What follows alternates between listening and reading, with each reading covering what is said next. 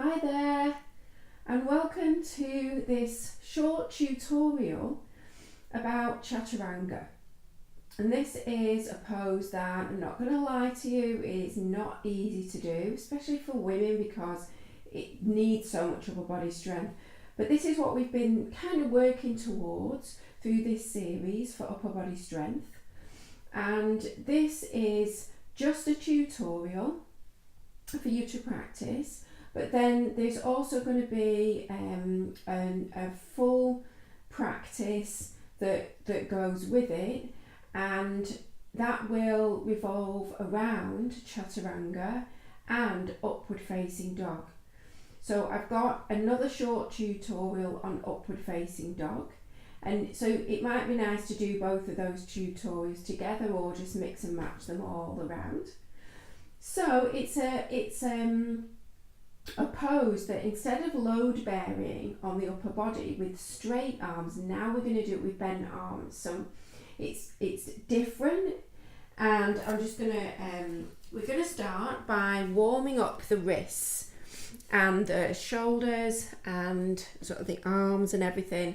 So what you're going to do is just start to rock forwards and back on your hands. So you're just bringing a little bit of weight over the wrists, and then turning your fingers to face the long edge of your mat, and then you're just going to do a little sway side to side.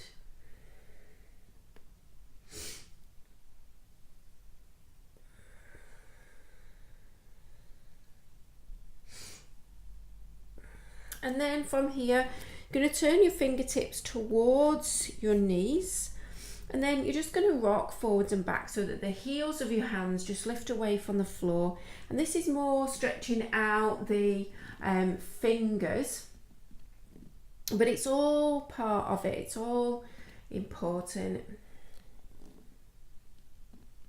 And you can do that for longer if you need to. And then just sit back on your heels again, shake out your wrists. And then from here, you're just going to pull, keep your arms straight, and you're just going to pull your fingers back this way. So even though that's the opposite of what we're going to be doing, it's just for mobility, just to keep that mobility, and then pull those fingers back on the other hand.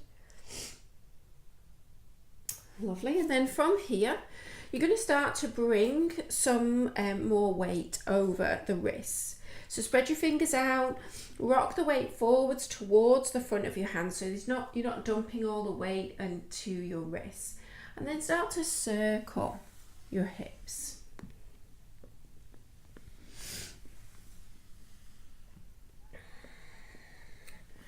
So the bigger your circles, the more you're going to come over the wrist. I'm just going to switch directions, and the more strength you're going to build in the wrists.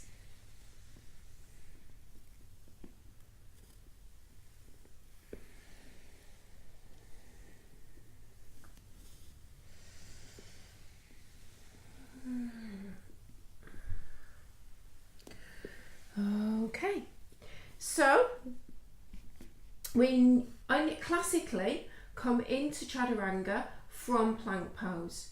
We're going to do it from half plank, and then we're also going to do it from full plank. But we're going to just practice our plank pose, just again to keep the heat and the strength through the arms and the hands. So from here, going to stretch your left, or whichever leg you need to stretch back first, and keep pushing the floor away with your hands, wrapping your biceps in, rolling your triceps back, magnetizing your arms towards one another. And I'm going to really push down through the ball of this foot, and I'm going to press back through the heel and really engage the legs. And then I'm going to straighten my other leg. So I'm doing the same thing with both legs now. So I'm also pulling my lower ribs down, and I'm drawing my tailbone towards my heels, and then I'm pushing back through my heels to really engage the legs. And then keep pulling the arms towards one another, keep kind of rounding your upper back, and then slowly lower your knees down. I'm going to sit back into a child's pose, but I'm going to pop the heels of my hands up and kind of grip, kind of pull my fingers and thumbs towards one another. So that's just going to soften everywhere.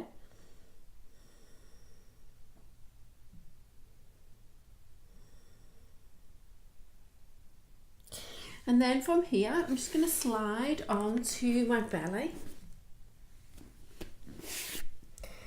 And have my hands down by my sides, or you can lift your fingers up.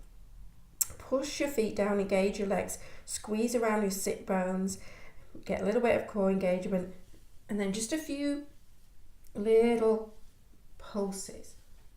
So I want to be aware and conscious of lifting out of the back body. Just 2 more. And then just rolling onto your back. Very similar pose. But instead of the back part of the core, we're going to work the front part of the core. So your heels are just relaxing down onto the floor. You're going to push your lower back towards the floor by engaging the front of your core. Reach your fingers forwards. Big breath in. And as you exhale, lift your head and shoulders. So I'm reaching my fingertips towards my feet. And then from here, I'm just going to do little pulses. So it's like I'm just reaching, but I'm not letting my head and shoulders come down at any point all the way to the floor, which means that my core is engaged all the way through. And then as I lift, I'm just doing this little reach and crunch. So it's kind of the front top part of the abdominals. 2 more.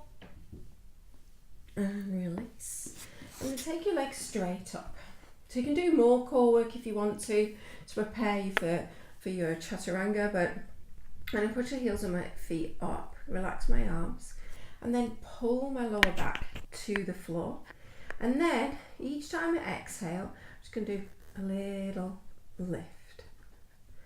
And I'm trying to use my heels and push my heels straight up. So there's a tendency for the shins to come back so that you're using momentum rather than your core strength. And it's a small movement using the lower part of the abdominals, the front. For 3, 2, and 1. And then from here, going to rock up. So like I said before, you can spend longer. You can add the up dog tutorial into it. But this is what often happens. So we're going to do it from half plank first. So I'm walking my knees further back. So this brick is going to be about a hand's width behind my wrist. And what happens, you're bringing your wrists over, or your shoulders over your wrist like you do in plank pose. And then what happens is that when you bend your elbows to come into chaturanga, you just come straight down. And then that brick is going to get knocked over and you're losing the strength in your shoulder girdle. So what we're going to do is take the brick just in front of our fingertips, keeping this half plank position, and then as you inhale, you're going to come forwards, and this is the key to chaturanga.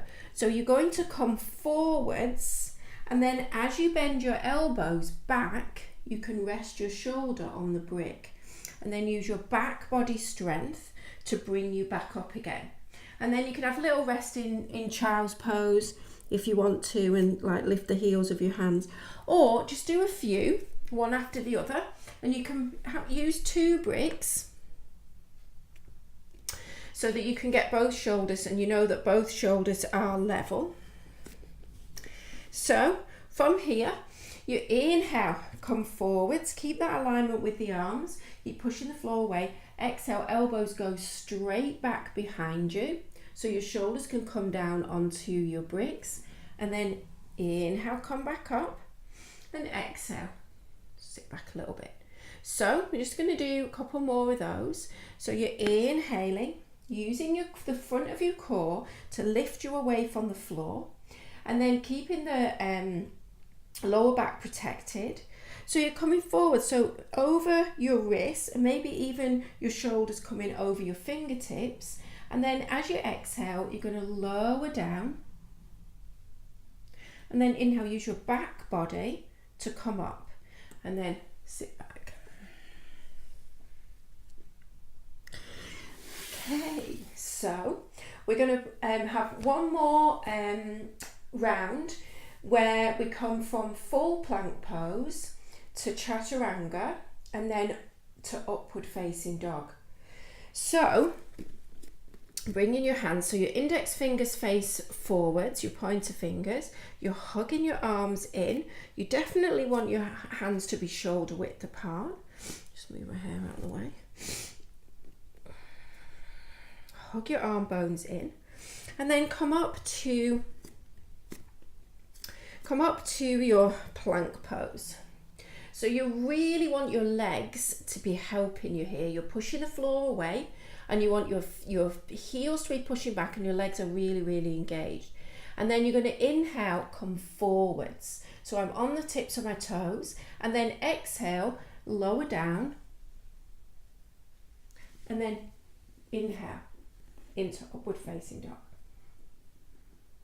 And then back, maybe to downward facing dog, or back onto your knees. So we'll have one more go at that, just so you can watch it again. And then just do some more wrist stretches, maybe a little Shavasana, or just do one of the other videos. So from here, coming up into plank pose, push the floor away, separate your shoulder blades, really work your legs, really work your core, hug your arm bones in, and then inhale, come forwards, exhale, lower, inhale, up into your upward facing dog, and then either child's pose or downward facing dog. And then come back, shake out your wrists,